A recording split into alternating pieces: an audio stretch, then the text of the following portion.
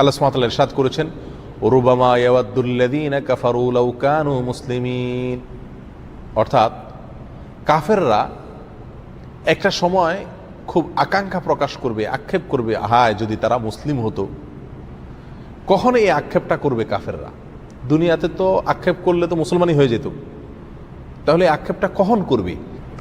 রাইসুল মুফাসসিরিন আব্দুল্লাহ ইবনে আব্বাস রাদিয়াল্লাহু তাআলা আনহু তিনি সহ আরো বেশ অনেক মুফাসসিরদের মতে এখানে উদ্দেশ্য হলো জাহান্নামে নিক্ষেপ করার পর আক্ষেপ করে জাহান্নামীরা এই কথা বলবেন।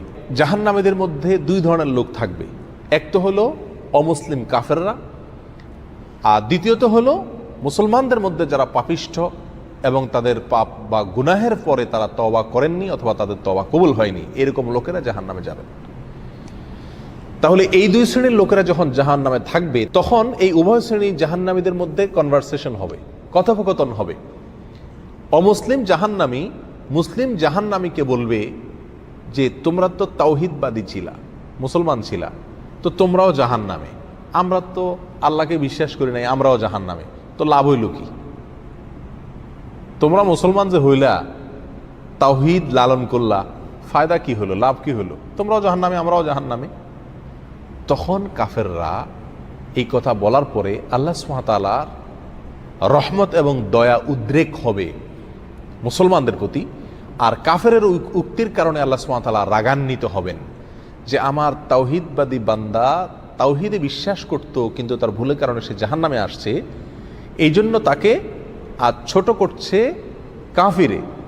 তখন আল্লাহ সুবহানাহু ওয়া তাআলা ওই মুসলমানকে, যে ব্যক্তি আগুনে পুড়ছে, জাহান্নামে পুড়ছে, শাস্তি ভোগ করছে, শুধুমাত্র কাফেরের এই উক্তির কারণে আল্লাহ তাআলা তাকে মাফ করে দিবেন। বলবেন যাও, তুমি যেহেতু দুনিয়াতে তাওহীদবাদী ছিলে সেজন্য আজ তোমাকে আমি কি করে দিলাম, ক্ষমা করে দিলাম। ঠিক তখন রুবামা ইয়াওয়াদ্দুল্লাযীনা কাফারু লাউ কানু মুসলিমিন, কাফেররা সেদিন আক্ষেপ করে বলবে, হায় যদি তারা মুসলমান হতো তাহলে তারাও এখন সাধারণ ক্ষমার আওতায় পড়ে বের হয়ে যেতে পারত। তো এই আয়াত আমাদেরকে কি বোঝাচ্ছে?